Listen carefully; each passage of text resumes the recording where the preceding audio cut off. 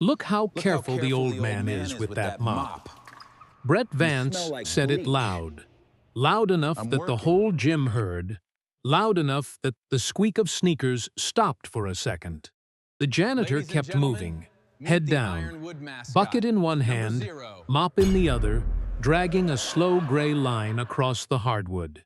Brett stepped in front of him, fresh out of a shooting drill, chest still heaving, a $200 sneaker planted right in the wet stripe the old man had just laid down. "You smell like bleach," Brett said. "You know that? The whole place smells like you now." The janitor stopped. He didn't look up. He just waited the way a mountain waits. "Hey!" Brett snapped his fingers an inch from the old man's face. "I'm talking to you."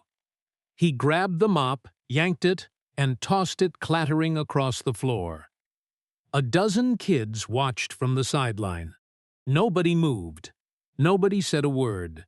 Somebody laughed, a short, nervous bark, and then a few more joined in, because that's how it works when you're 17 and afraid of being next. The janitor looked at the mop lying 10 feet away. Then he looked at Brett, and for just a moment, just one, something crossed his face that made the laughter die in the back of a few throats. It wasn't anger. It was something quieter and a whole lot more dangerous. It was the look of a man deciding very carefully not to do something. He walked over, picked up the mop, and went back to work. Brett grinned and kicked the bucket. Dirty water spread across the clean floor in a dark fan. Somebody filmed it. Somebody always filmed it. But here's the thing nobody in that gym understood yet. The old man pushing that mop was about to become the most important person in every single one of their lives. And the boy laughing the loudest was about to lose everything he thought made him untouchable. It just hadn't happened yet. Give it 2 weeks. Ironwood Basketball Academy sat at the end of a long private drive on the outskirts of Ashford, North Carolina, tucked behind a stand of pines and a wrought iron gate that opened only for members. From the road, you'd never guess what it cost. Inside, it smelled like fresh rubber and floor wax and money. 2 full courts under a ceiling of exposed steel. Glass-walled weight rooms. A recovery lounge with cold plunges and those massage chairs that cost more than a used car. Banners hung from the rafters. Kids who'd gone Division I, 2 who'd gone pro. The parking lot out front was a showroom of German engineering and oversized trucks. Membership started at $900 a month, and there was a waiting list. Parents drove from 3 counties over. Ironwood didn't just train basketball players. It manufactured scholarships, and everyone there knew exactly how much a scholarship was worth. And every night, long after the last drill ended and the last luxury SUV rolled out through the gate, one man stayed behind. They called him Moses. Moses Boone, according to the name stitched on his coveralls. He was somewhere in his 50s, they figured, though nobody had ever asked. He was enormous. That much you couldn't miss. A wide, heavy man who stooped when he walked as if the ceilings were too low for him, which, honestly, they nearly were. He wore a knit cap pulled down low even in summer, thick-framed glasses, and a gray beard going white at the edges. He moved slow. He spoke slower, and only when he had to. His voice was a low rumble you felt more than heard. He showed up at 6 every evening, right as the advanced group was wrapping up. He wiped down the courts, cleaned the mirrors in the weight room, emptied the trash, restocked the towels, scrubbed the locker rooms, and locked the gate at midnight. He earned $12 an hour, no benefits, and nobody, not one single person at Ironwood, knew his name mattered. To the kids, Moses was furniture. a shadow that mopped. You walked past him the way you walk past a parked car. And that was exactly how he wanted it. Because Moses Boone was not what he appeared to be. Not even close. But we'll get there. Stay with me because the reason he was hiding is the whole story. Then there was Brett Vance. 19 years old, 6'5", the best natural shooter Ironwood had produced in years, and the single most insufferable human being to ever lace up under that steel ceiling. His father was Roland Vance, and if you lived anywhere near Ashford, you knew that name, because it was on billboards, on strip malls, on half the new construction going up along the interstate. Vance Development. Roland's money kept Ironwood's lights on. He'd paid for the second court. He'd paid for the cold plunges. There was a brass plaque by the front desk with his name on it, and Brett walked past that plaque every day like a prince walking past his own coat of arms. Brett had every advantage a young athlete could ask for.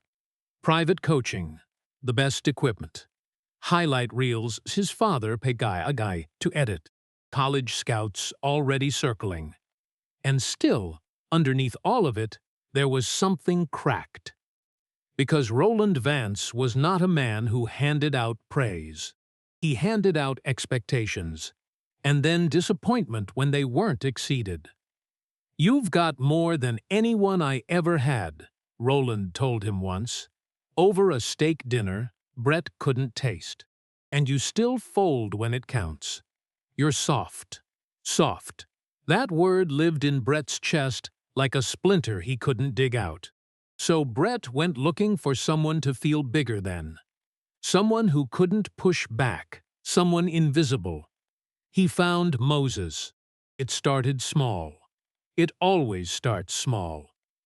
On a Tuesday, Brett was running a shooting drill with 7 other guys when he stopped, jogged over to where Moses was kneeling in the supply closet restocking paper towels, and dropped a rebounding sleeve at his feet. "Hey, you, come feed us boards for a while. We need a body." Moses stood up slow, unfolding to his full height, and even hunched he made Brett tilt his head back. "I'm working," he said. Brett smiled. "My dad signs your check, old man, so when I say come rebound, you come rebound." The gym went quiet. 7 guys pretended to stretch. Moses looked at the boy for a long, level moment. Then he said, "I'll pass," and turned back to the towels. Brett stood there 3 full seconds, jaw working. Then he snatched a ball off the rack and fired it down the hall. It smacked off Moses's mop bucket with a crack that echoed. "Clean that up too," Brett called, already walking away. The guys laughed, not all of them, but enough. Moses picked up the ball, set it neatly back on the rack, and kept working. That night, alone, he did something he did every night after the gate was locked, and the cameras in the corners blinked their little red eyes at an empty building. He turned off the main lights, walked to center court in the blue glow of the exit signs, and he shot. You would not have believed it. This slow, stooped old man in coveralls. And the ball left his hand like it was on a string. Corner 3. Swish. Top of the key. Swish. He backed to the mid-post, spun on a heel that shouldn't have moved like that, and dropped a hook so soft it barely kissed the net. No sound but the ball and his own breathing. In the dark, the stoop was gone. The slowness was gone. What was left moved like water, like memory, like a man who had once done this in front of 20,000 screaming people and had never, ever forgotten how. He made 40 in a row. He always made 40. Then he picked up the mop, and he was old again. What he didn't know was that Diane Whitaker, the Academy's operations manager, had come back for keys she'd left in her office. She stood in the doorway to the hall, and she watched the last 10. She just went very still, and something in the back of her mind whispered a name she couldn't quite reach. She left without a word, but she didn't forget it. Remember Diane. She matters later. The next week, it got worse. Brett started filming Moses. Not sneaky. Right out in the open, phone up like a tourist at a zoo.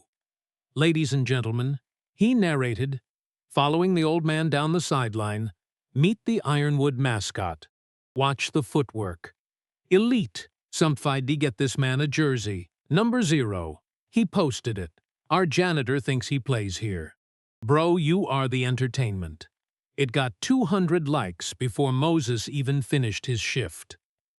Moses saw it that night, sitting alone in the little break room, eating a sandwich he'd brought from home. He watched it once.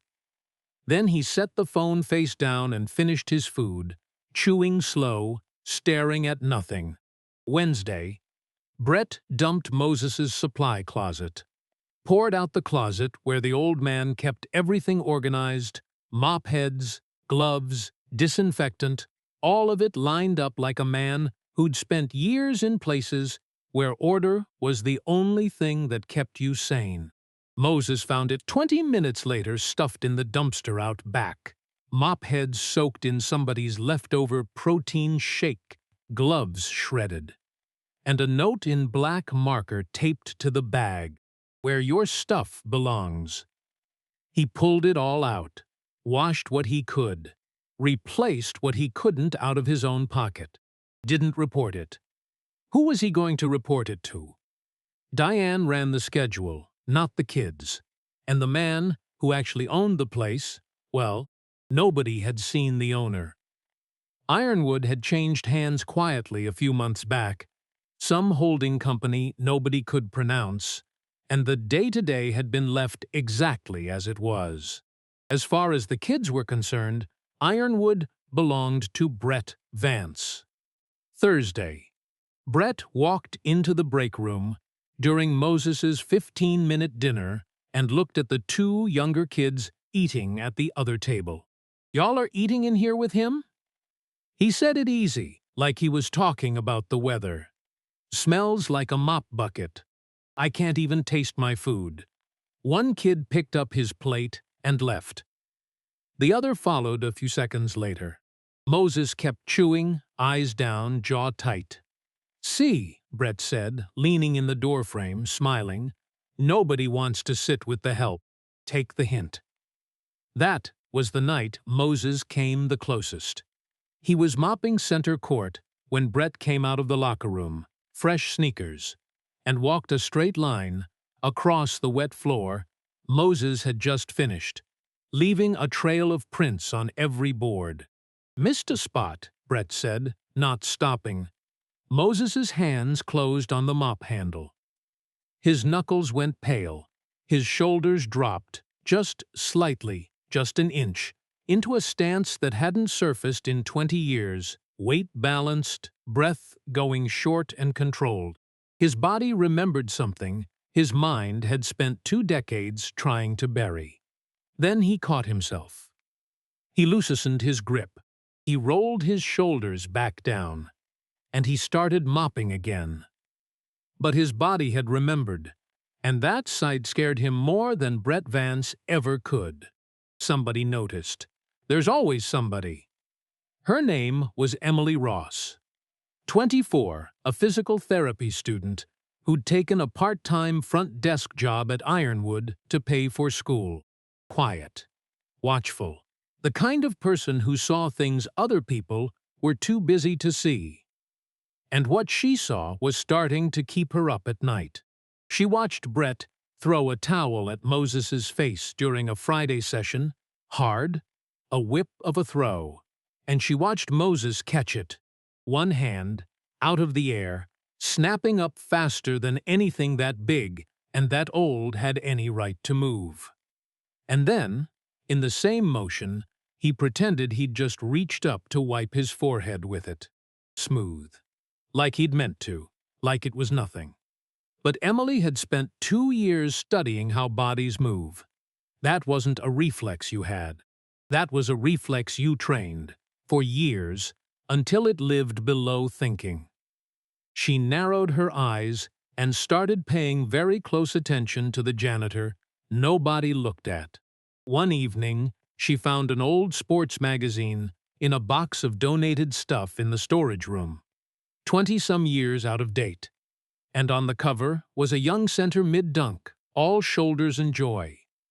And something about the jaw, the ears, the sheer size of the hands snagged in her brain and wouldn't let go. She held the magazine up. She looked at the date. She did some quiet math. And she put it back in the box because it was impossible. And because impossible things don't apply for $12 an hour janitor jobs in Ashford, North Carolina. Or do they? Keep that magazine in your mind. We're coming back to it.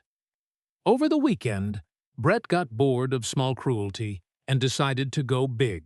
He called a group chat of the senior guys. Saturday, he wrote, exhibition game, me versus the janitor, one-on-one. The mascot gets his shot at glory. The laughing emojis piled up like snow. Bring your phones, he wrote. This is content. A kid named Tyler wrote back, he's not going to agree to that. He doesn't have to agree, Brett typed. He works here. We tell him to show up, he shows up. Simple. On Friday night, Moses locked the gate, walked to his old sedan in the empty lot, and sat in the dark. His phone buzzed. A number he didn't know had forwarded him a screenshot of the group chat. He read it twice. Somebody in that gym felt bad enough to warn him and didn't feel brave enough to sign their name. Moses set the phone on the passenger seat and closed his eyes. And for the first time in a very long while, he didn't look away from what was coming. Here's what you need to understand before Saturday. And I need you to really hear this part, because everything that happens next hangs on it. Moses Boone was not a poor old janitor who'd stumbled into Ironwood. Moses Boone was not even his name. He was SHAQ. And I don't mean a guy named Shaq. I mean the SHAQ. The one whose jersey hung in rafters in 3 cities. The one whose highlight reels your uncle still argued about. 20 years retired, 4 championships, a Hall of Fame plaque with his face on it in bronze. 7'1", 300 and change, one of the most recognizable human beings to ever live. So how does a man like that mop floors for 2 weeks and eat cold sandwiches alone while a 19-year-old throws basketballs at his bucket? Because he chose to. Because 4 months earlier, quietly, through a holding company with a name nobody could pronounce, SHAQ had bought Ironwood Basketball Academy. He'd been buying gyms all over the South, turning them into something that gave back. And Ironwood was supposed to be the crown jewel. But before he put his name on it, before he changed a single thing, he wanted to know what he'd actually bought. Not the balance sheet, the soul of the place. How it treated the people at the very bottom, the ones with no leverage, no name on a plaque, no highlight reel.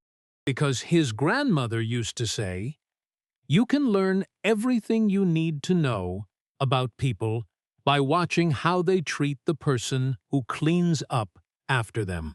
So he grew the beard. He put on the glasses and the cap. He learned to stoop and to move slow, to make himself small in a body that had never once been small. He gave the front desk a fake name and a fake resume, and he picked up a mop. He figured he'd last a week, learn what he needed, and reveal himself. He never expected Brett Vance. He never expected to feel that word, soft, thrown at him the way Brett's own father must have thrown it at Brett.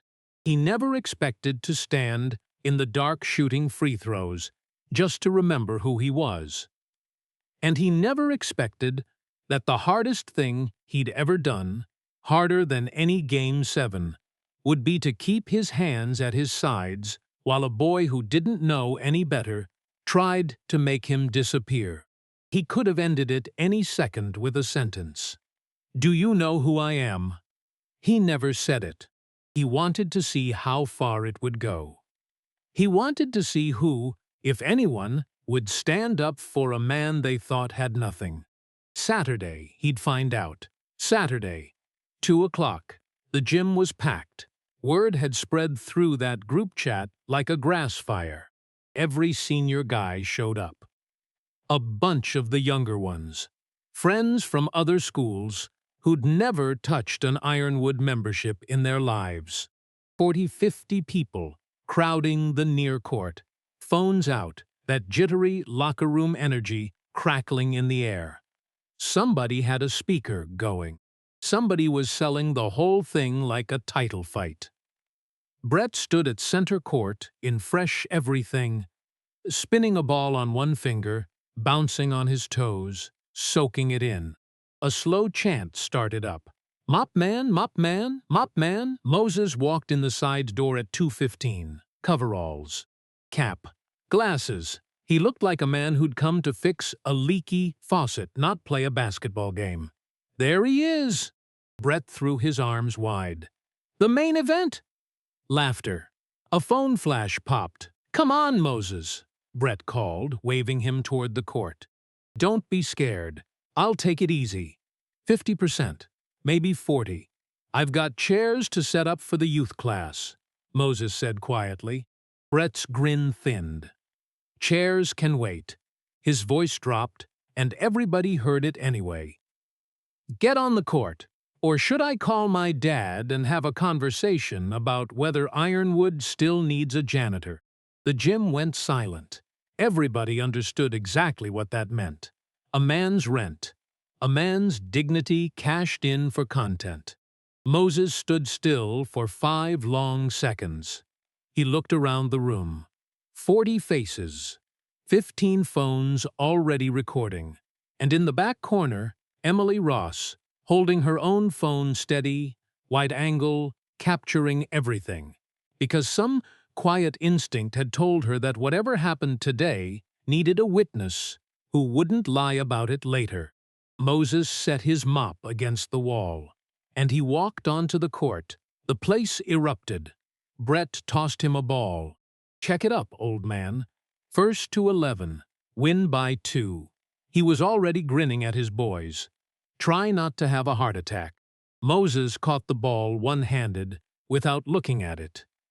He held it a second, turning it in fingers that swallowed it whole. Then he bounced it back. "Your ball," he said. Brett took it at the top of the key. Textbook. Triple threat, eyes up, that smooth shooter's calm. He jabbed, stepped left, crossed right, and blew past Moses toward the rim, already grinning, already hearing the crowd. And he rose up for the layup he'd made 10,000 times. And the ball just wasn't there anymore. Moses hadn't jumped. He'd barely moved. One long arm had come up, slow, almost lazy, and plucked the shot out of the air at the top of its arc, clean, no body, no foul, nothing to complain about. He came down with it soft, cradled it, and set it on his hip. The gym made a sound. "Ooh, low and involuntary." Brett blinked. "Lucky," he muttered. "Run it back." He ran it back. Same result. Different move, same result. He drove baseline and Moses slid over. Not fast, just early, always a half-second early, like he already knew where Brett wanted to go before Brett did. He tried to shoot over him, and there was that arm again, straight up, a wall he couldn't see the top of. He pulled up for a jumper, and Moses closed out with 2 steps that covered the ground of 6. 0 and 4. Then Moses had the ball, and the crowd stopped laughing, because the old man in the coveralls backed Brett down to the block.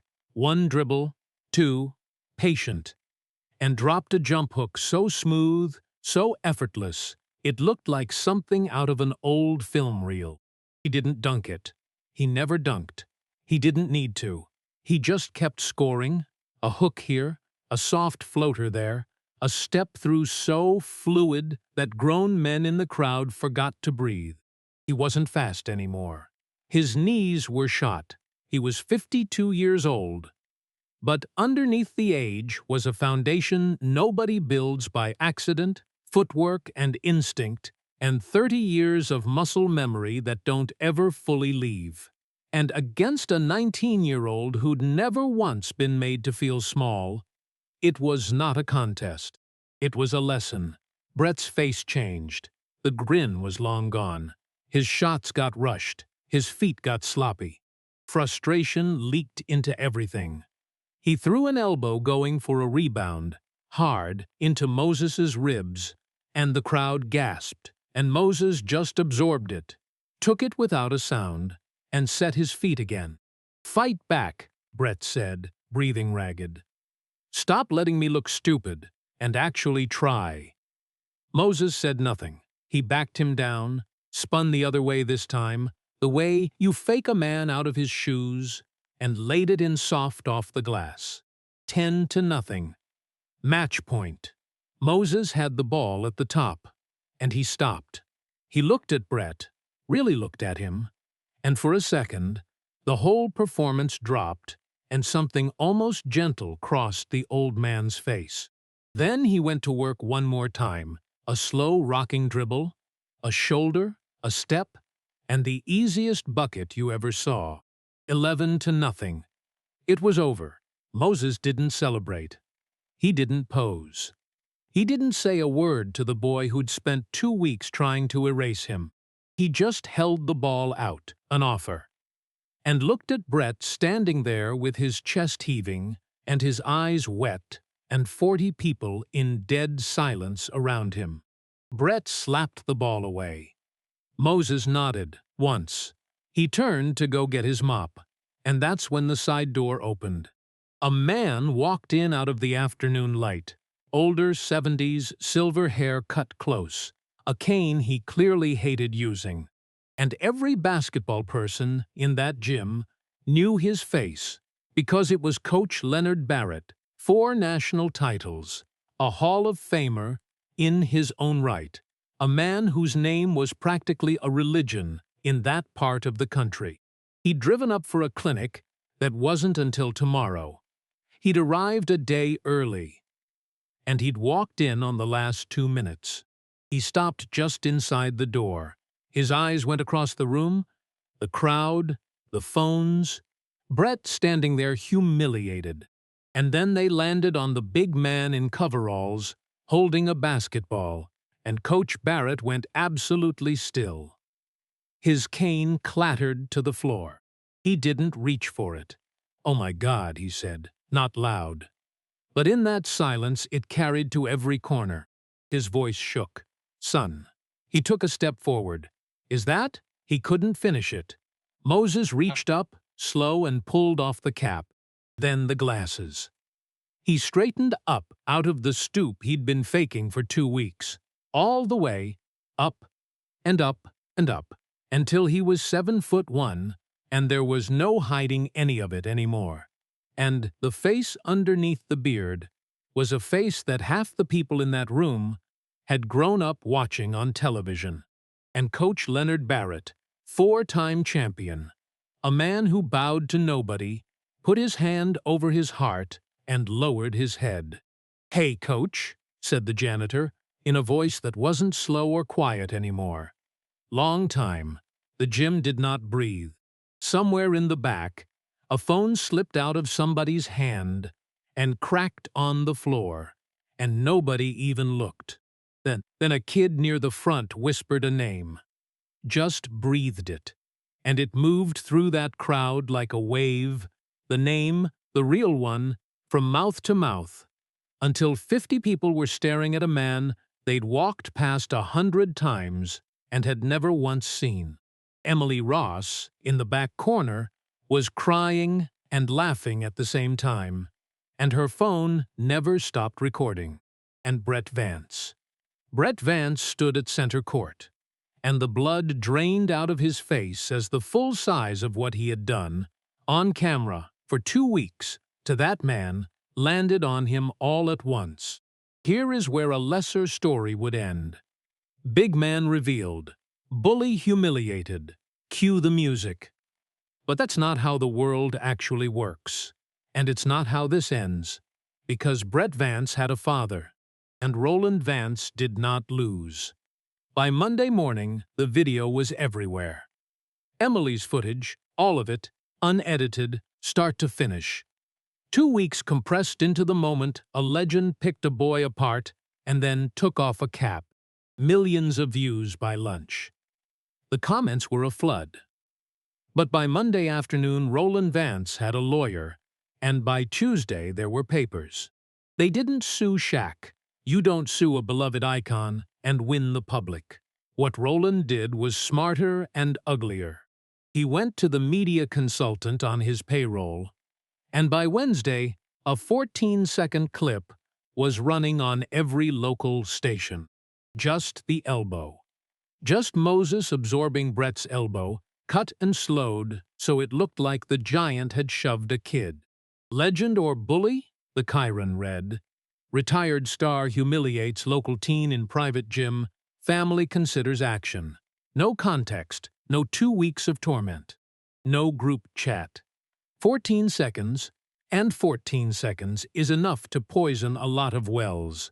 And Roland had one more card, the one he was sure would end it. Because Roland Vance still believed he owned Ironwood, the way his money had always meant he owned everything. He called an emergency meeting of the Academy's small board, 3 coaches and himself in an advisory seat he'd bought with donations, and he sent a letter ahead. Suspend the janitor. Cut ties with the man publicly. Or Vance Development pulls every dollar, and Ironwood closes inside a year. And here is the part I've been waiting to tell you. The board meeting was Thursday, 10 a.m., in the glass conference room off the lobby. Roland was already there when the door opened in a charcoal suit that cost more than the janitor's car. Brett slumped beside him, staring at the table. The 3 coaches filed in nervous. And then one more person walked in, and Roland Vance's mouth actually fell open. He wore a suit now. It fit like it was sewn onto him, because it was. Beard trimmed. No cap. No glasses. 7'1", and not stooping an inch. He set a leather folder on the table and pulled out the chair at the head of it. The chair Roland had assumed was his, and he sat down in it like it had always been his. Because it had. "Morning, everybody," said SHAQ. "Sorry I'm late. I had to change out of my work clothes."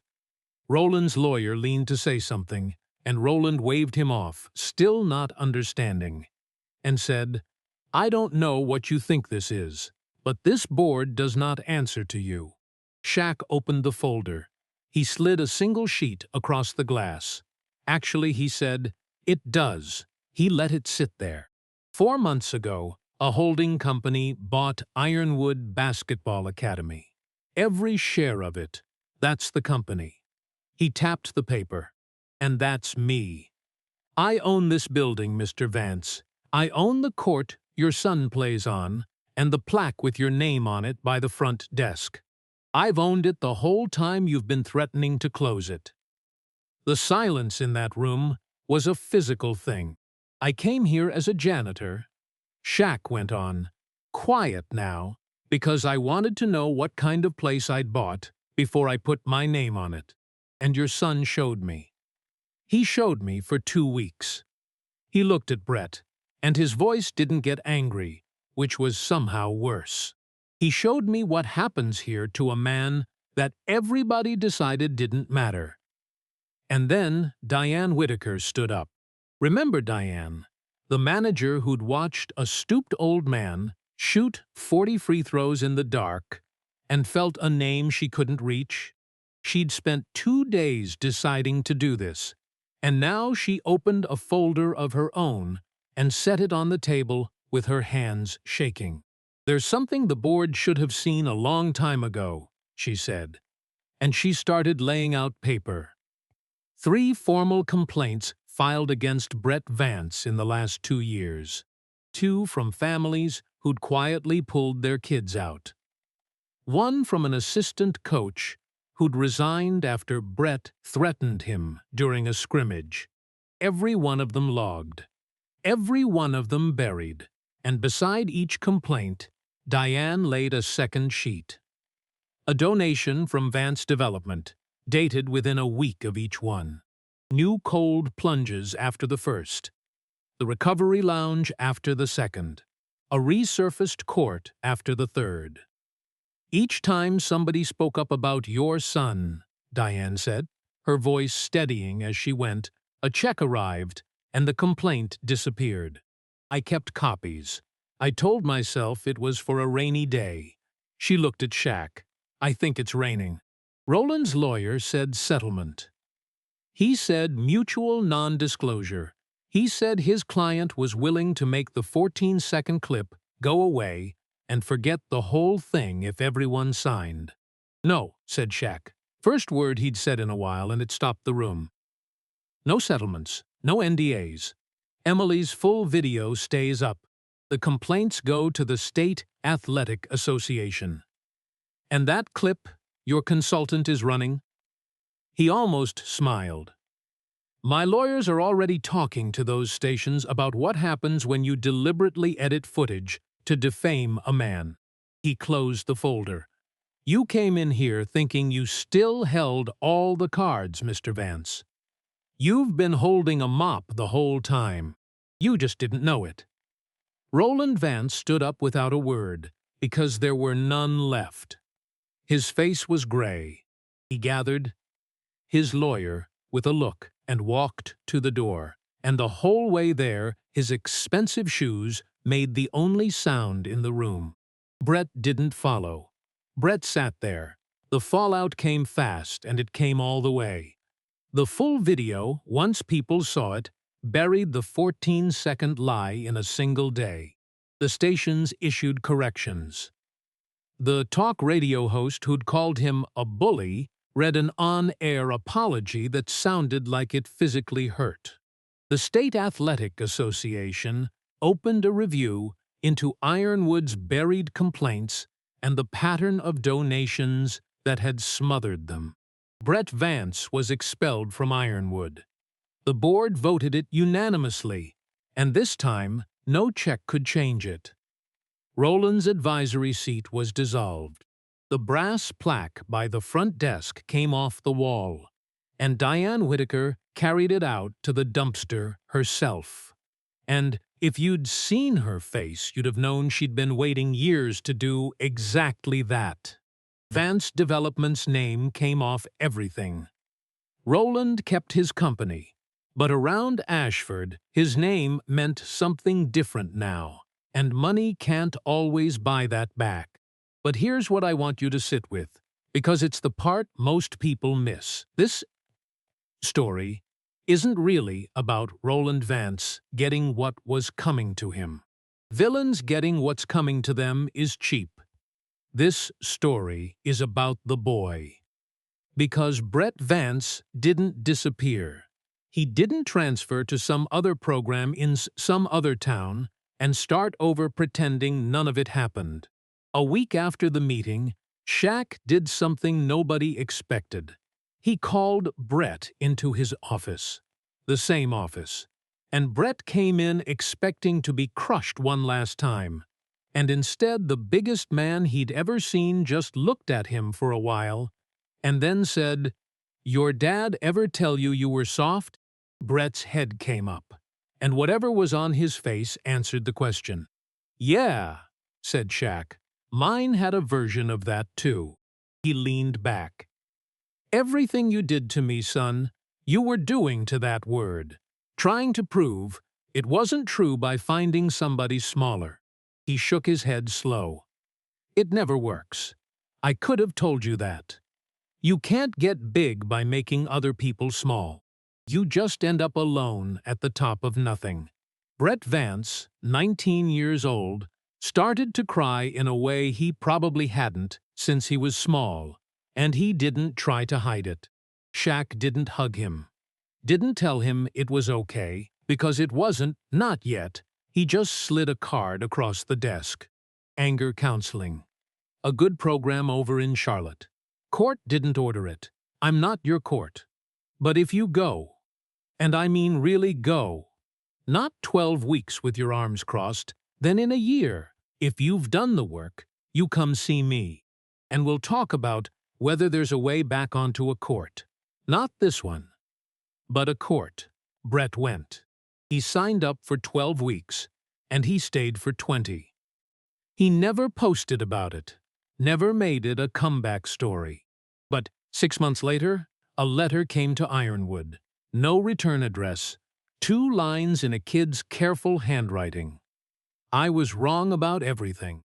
I'm working on being someone my future kids won't be scared of.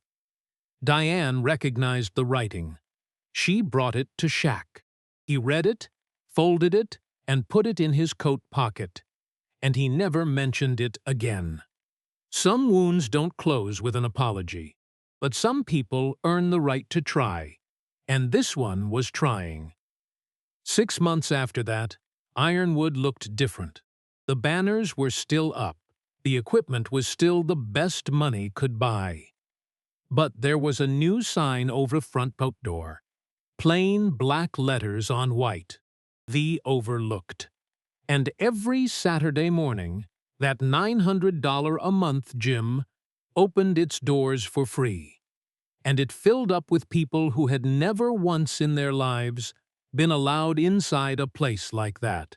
Night shift janitors, hotel housekeepers, a short-order cook who drove 90 minutes each way, bus drivers, warehouse workers, the people you walk past, the people who clean up after you. And the man teaching them didn't stoop anymore, and he didn't whisper, and he sure didn't hide. He taught them the way his grandmother had taught him. Not how to dunk. How to stand in a room full of people who'd decided you didn't matter, and matter anyway. How to hold your head up when it would be easier to keep it down. Diane Whitaker ran the program's operations, and the first policy she wrote, framed on her desk, was that every complaint at Ironwood now went to an independent panel. And no donation on earth could bury a single one, ever again. Emily Ross quit the front desk, finished her degree, and came back to run the Academy's recovery and rehab wing. And she still had that old sports magazine, framed now, on the wall of her office. Coach Barrett drove up more weekends than not, and some evenings after everyone left, 2 old men would move through an empty gym in the blue light of the exit signs, shooting, talking, remembering, and the sound of a ball on hardwood would go on long into the night. Now, before you go, I want you to think about the janitor in your own life. The person who empties the trash at your office after you've gone home. The woman wiping down the machines at your gym. The man stocking the shelves at midnight while you sleep. You walk past them every single day. Do you actually see them? Do you know their name? Because here's the truth this whole story is really about. The quietest person in the room is very often the strongest one in it. The person you decided didn't matter might be carrying more than you could lift. Respect cost you absolutely nothing. But looking straight through a human being, deciding they're furniture, deciding they're a shadow that mops, that costs everything, and it costs it to you. So do me a favor. Drop a comment and tell me about a time somebody underestimated you. Or a time you watched somebody get looked straight through and wished you'd said something. I read them, all of them. And if this one moved you, don't share it for me. Share it for the person in your life who needs to hear it today. The one nobody notices. The one carrying the heaviest thing in the quietest way.